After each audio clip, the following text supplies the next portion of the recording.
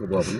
চাওক ইতিমধ্যে মাৰ্ঘেৰিটাত ৰাইজৰ দলে খুব শক্তিশালী ভেটি নিৰ্মাণ কৰিছে আৰু এই ভেটিখন নিৰ্মাণ কৰাৰ ক্ষেত্ৰত মাৰ্ঘেৰিটাৰ 13টা পঞ্চায়ত আৰু এটা টাউন কমিটি প্ৰতিটো স্তৰৰ ৰাইজে ইয়াত খুব ধুনীয়া সহায় আগবঢ়াইছে। ইয়াত যুৱ প্ৰজন্মৰ পৰা আৰম্ভ কৰি জ্যেষ্ঠ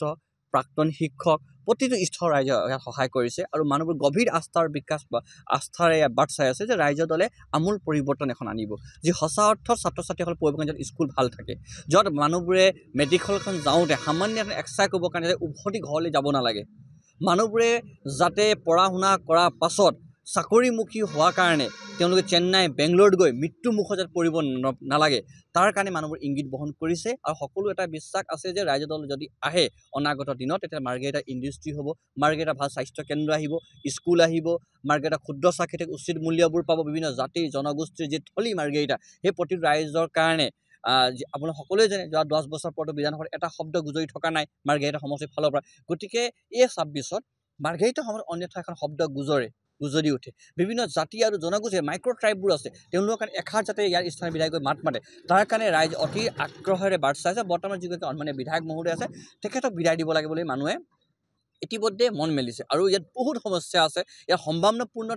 কামবোৰ কৰিবলগীয়া আছে কিন্তু কামটো হোৱা নাই। আজি চব ক্ষুদ্ৰ চাক্ষিতকে দিন ৰাতি কান্দি আছে, ইয়াত বানপানী গৰাখহনীয়াৰ কাৰণে মানুহবোৰে কান্দি আছে, ৰাস্তা পদূলি আজিও বহুতো ঠাইত হোৱা নাই আৰু আটাইতকৈ দুখ লগা বিষয়টো হৈছে যোনটো মানে 5G 6G আমি কথা পাতি আছোঁ, আজি 1G 2G নাই, নেটৱৰ্কে নাই, মানুহবোৰৰ ঘৰলৈ ফোনলৈকে নাযায়, সেই অঞ্চলৰ কথাও চিন্তা কৰিব লাগিব। আজি ইয়াৰ এগৰাকী নেতাৰ ঘৰৰ ছোৱালীয়ে অসমৰ আটাইতকৈ দামী স্কুলত পঢ়ি আছে, আটাইতকৈ দামী স্কুলত মই আপোনালোকক কৈছোঁ, তেওঁলোকে সামান্য জ্বৰ আহিলে উজনি অসমৰ আটাইতকৈ দামী যোনটো মেডিকেল ডিব্ৰুগড় আছে তাত যায় তেওঁলোকে, আৰু আমাৰ মানুহবোৰে হাত ভৰি ভাঙি গ'লেও এক্সাৰচাইজ কৰিব নাপাই মেলি এইটো চিভিল হস্পিটেলৰ চাইডে গৈ পৰি থাকে। গতিকে এই ব্যৱস্থাৰ পৰিৱৰ্তন হ'ব লাগিব। আমাৰ ল'ৰা ছোৱালীবোৰে য'ত পঢ়া শুনা কৰে আজি বহুতো বাগান স্কুলত মাষ্টৰবোৰ নাই, বহুতো বাগানৰ স্কুলত আজি ভাল ব্যৱস্থা নাই, বহুতো গাঁও অঞ্চলৰ স্কুলবোৰত বৰষুণ দিলে ডেস্ক বেঞ্চলৈকে তিতি আহি থাকে, ডেস্ক বেঞ্চ তিতি থাকে আৰু তেখেতসকলৰ সন্তান ক'ত পঢ়ি আছে। গতিকে এই সকলো কাৰণে সংগ্ৰাম কৰাৰ সময় উচিত সময় আহি পৰিছে আৰু ৰাইজৰ দলৰ এই মুহূৰ্তত যিসকলে যোগদানবোৰ কৰি আছে তাৰমানে কি ৰাইজৰ দলক বিচাৰিছে আৰু ৰাইজৰ দলে এক প্ৰত্যাহ্বান সৃষ্টি কৰাব পাৰিব। ৰাইজৰ দলে সঁচা অৰ্থত মাৰ্ঘেৰিটা উন্নয়ন যিখন সপোন ৰাইজে দেখিছে তাক বাস্তৱ ৰূপ দিবলৈ পাৰিব বুলি আমি নিজেও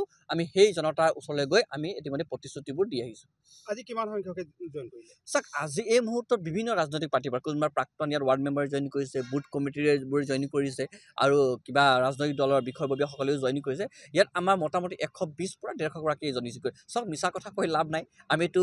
50জন মানুহ জমা কৰি 500জন জমা কৰিম বুলি কোৱা পাৰ্টিয়ে নহয় আমি, যিখন হলৰ কেপাচিটিটো 150টা আমি জানো, ইয়াত ভৱনবোৰৰ কেপাচিটি কিমান, যাৰ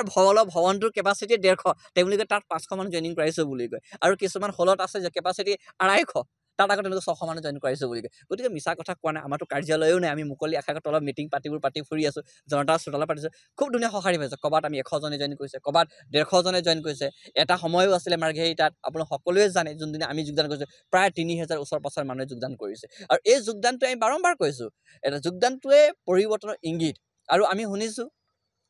কিছু ইয়াৰ যিগৰাকী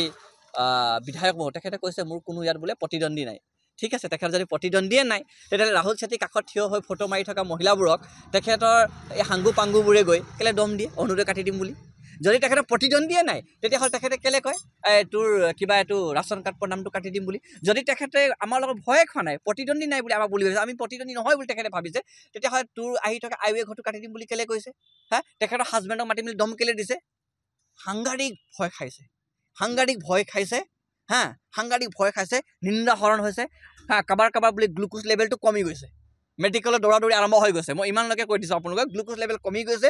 সাংঘাতিক ভয় খাইছে, নিন্দাহৰণ হৈছে। এতিয়া আমাৰ লগত ফটো মাৰিলে মানুহবোৰক দম দিয়ে, মই কি কৰা নাই কেলৈ ৰাহুল চেত্ৰীৰ লগত ফটো মাৰিছোঁ বুলি কয়। গতিকে তেখেতে আৰু বেছি ক'ব, আৰু ডিচেম্বৰ মাহ, জানুৱাৰী মাহ, ফেব্ৰুৱাৰী মাহত আপোনালোকে চাই থাকিব ৰাইজৰ দলে কি ধৰণে কাম কাজ কৰিব, আৰু ৰাইজৰ দলে যিমানেই কাম কৰিব মাৰ্ঘেৰিটাত সূৰ্যমুখী ফুল হৈ ৰাইজৰ দল ওলাই থাকিব আৰু এফালে এই পদম ফুলটো তলফালে ডুবি গৈ থাকিব। আৰু যিসকলে ভাস্কৰ শৰ্মা ডাঙৰীয়াক যি সংগু পাংগুবোৰে তেখেতৰ লগত থাকি ৰাইজৰ দলৰ কৰ্মকৰ্তাক দম দিয়া ছিষ্টেমবোৰ আৰম্ভ কৰিছে তাৰ প্ৰত্যুত্তৰ তেওঁলোকক দিয়া হ'ব, আইনী ভাষাত তেওঁলোকক প্ৰত্যুত্তৰ দিয়া হ'ব। এই গুণ্ডাগৰ্দী, গুণ্ডাৰাজ, জংঘলৰাজ, ৰাতিৰ আন্ধাৰৰ সহায় লৈ যদি দম দিম বুলি ভাবিছে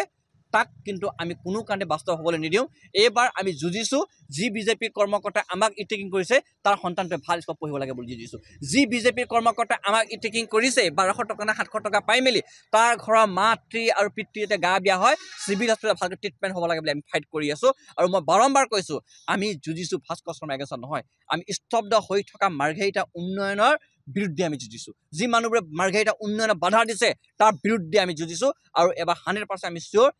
এবাৰ ৰাইজৰ দলে খুব ধুনীয়া সহায় সহযোগ আৰু সঁহাৰি পাব আৰু আপোনালোকে মন কৰিব শ্ৰোতা সাংবাদিক বন্ধুবৰ্গসকলক কৈছোঁ মাৰ্ঘেৰিটা নিউ বৰ্ণ বেবী হিচাপে ৰাইজৰ দল আছিলে আজি মেচিয়ৰ বেবী হৈ গৈছে আজি ৰাইজৰ দল দৌৰিছে জন্ম হোৱা সেই ৰাইজৰ দলটো আজি দৌৰিছে মানুহবোৰৰ মাজলৈ গৈছে মানুহবোৰৰ ঘৰৰ পাকঘৰলৈকে সম্পৰ্ক হৈ গৈছে আৰু অন্য